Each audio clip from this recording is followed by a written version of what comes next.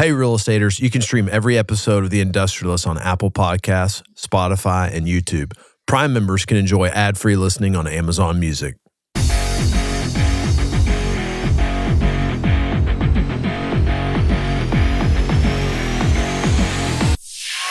All right, real estaters, we are back with week 21 of 2025 for another episode of Shop Talk on the Industrialist podcast.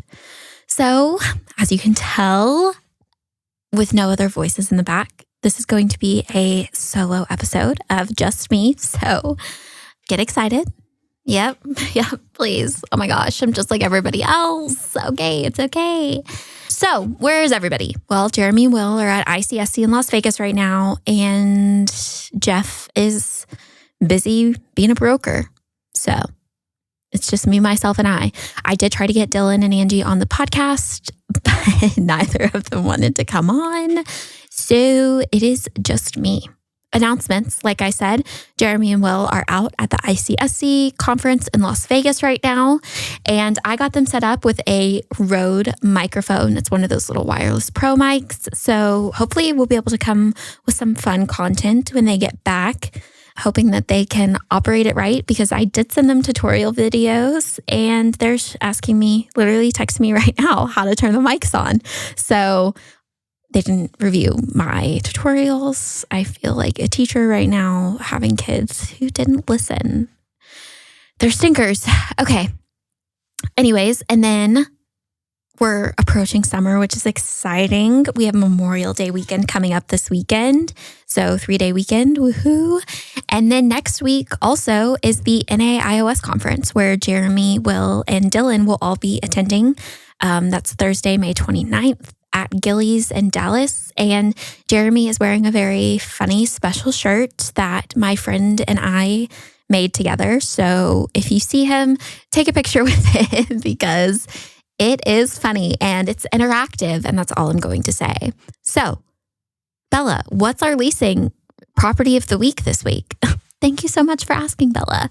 Our property of the week this week is Zarzamora Industrial Park, which is located at 2915 South Zarzamora Street in San Antonio, Texas. So, what's the story behind this property? Well, I'll tell you. So Matador acquired this property in July of 2023 from a family that owned and operated the park for over 40 years. Situated near I-35 in San Antonio's industrial hub, the park spans 5.47 acres and consists of 99,825 square feet across 18 suites and an 8-unit mini self-storage facility. So upon acquisition, we began substantial improvements, including concrete repairs and a full repaint of the park, which is such a high ROI. I mean, I think I'm not just saying that from a marketing aesthetics perspective.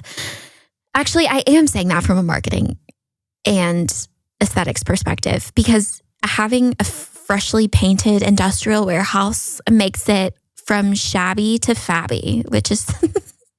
I just came up with that. That's short for fabulous.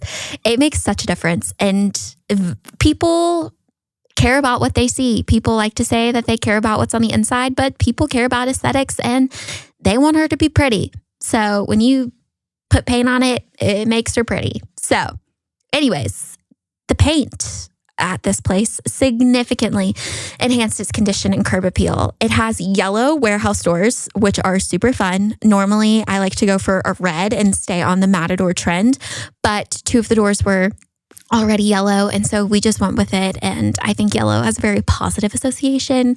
You know, sunshine, joy, leasing up this industrial park, being fully occupied, all of the good things. So Jake Esparza and Chris Moran with Alana Realty Partners lead our leasing efforts here. We currently have 4 self-storage units available, 2 that are 450 square feet and 2 that are 900 square feet, as well as 2 available suites, one that is 1,700 square feet and another one that is 2,625 square feet. You can view the flyer in the episode description box and on our website. So if you have anybody interested in leasing if you have anybody interested in leasing those spaces, please reach out to Jake and Chris so we can get this baby 100% occupied, which would be so fabulous. All right, our statistics, our economic calendar.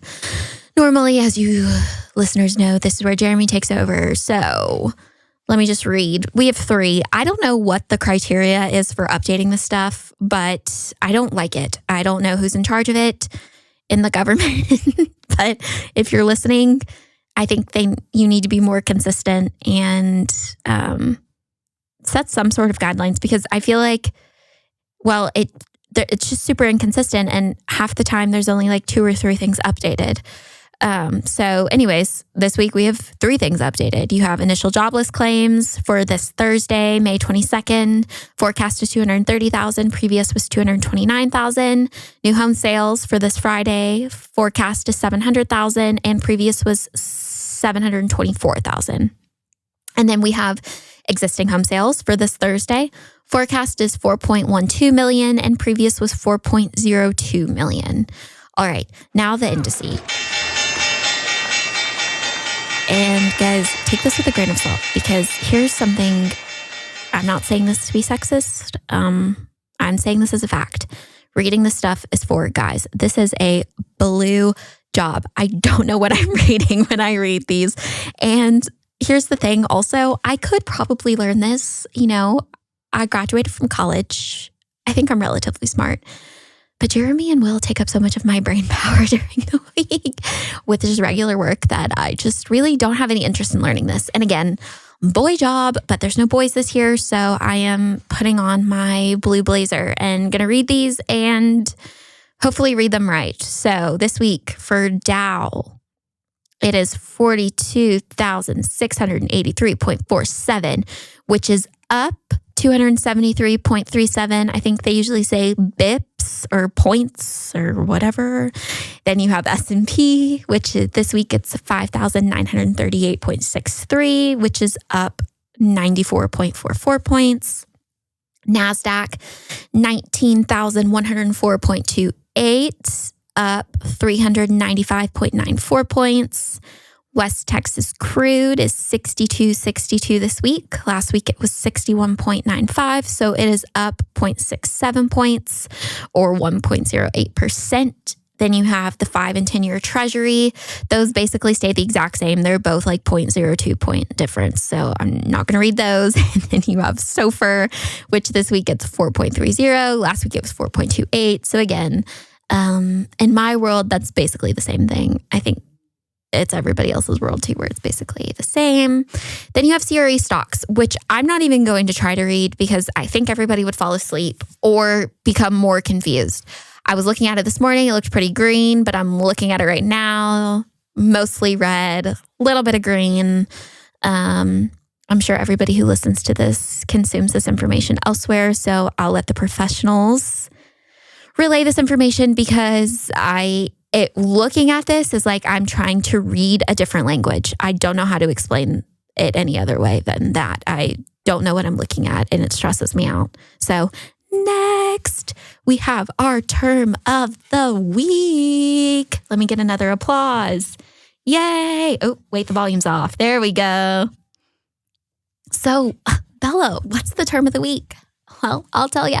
Brought to you by my father, Tom Ling, the sales manager of Mercer Company, the best man you'll ever meet. I love my dad with my whole heart. And the term that he sent me over last week in an email was warm shell, which sounds weird. It just sounds weird. It makes me think of a lukewarm oyster, which I know that no one else is thinking that. But that was an intrusive thought or an inside thought that I just vocalized. And I'm probably going to leave it in the episode. So, warm shell. What does that mean? Warm shell is a term used to describe a Class A tilt wall building that has electrical power, sprinkler system, water, and all necessary utilities for move-in ready, except for office space. In most cases, the developer has set aside a construction allowance to complete the office build-out based on the owner's requirements. So, again, Bella, can you use warm shell in a sentence? Absolutely, I can.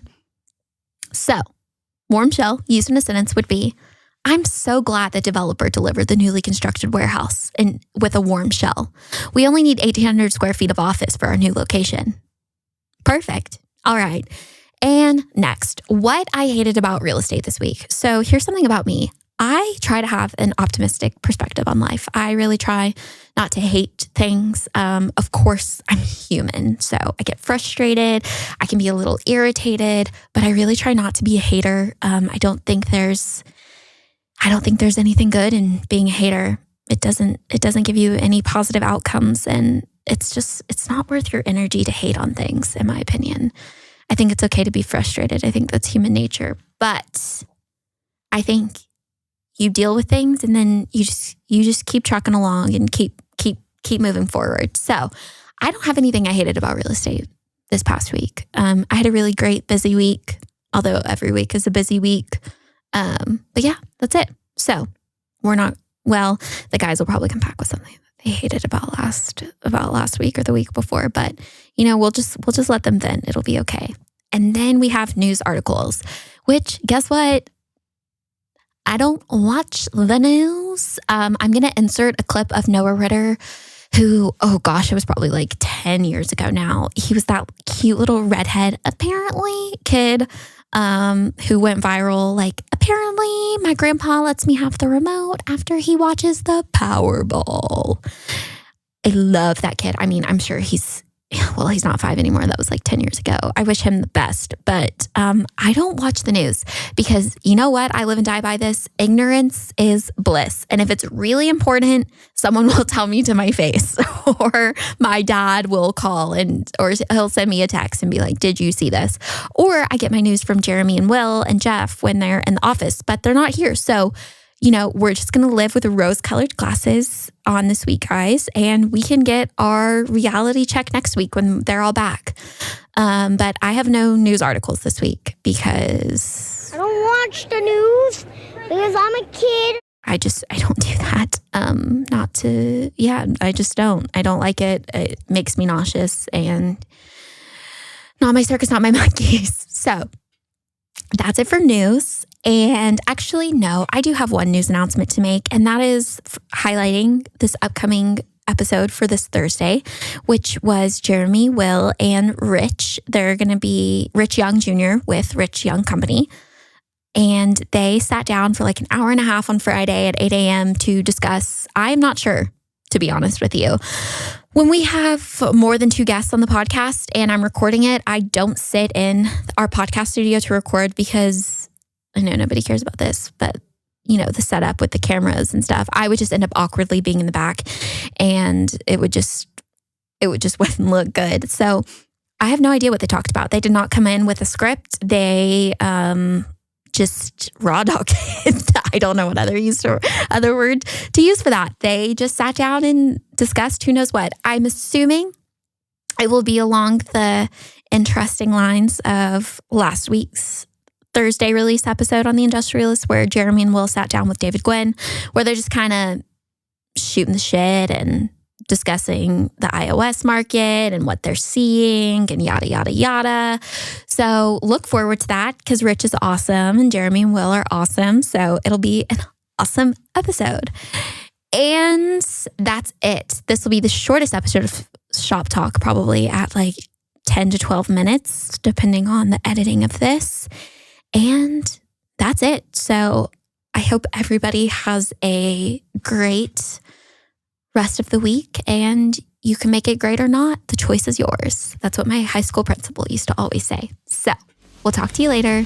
Bye.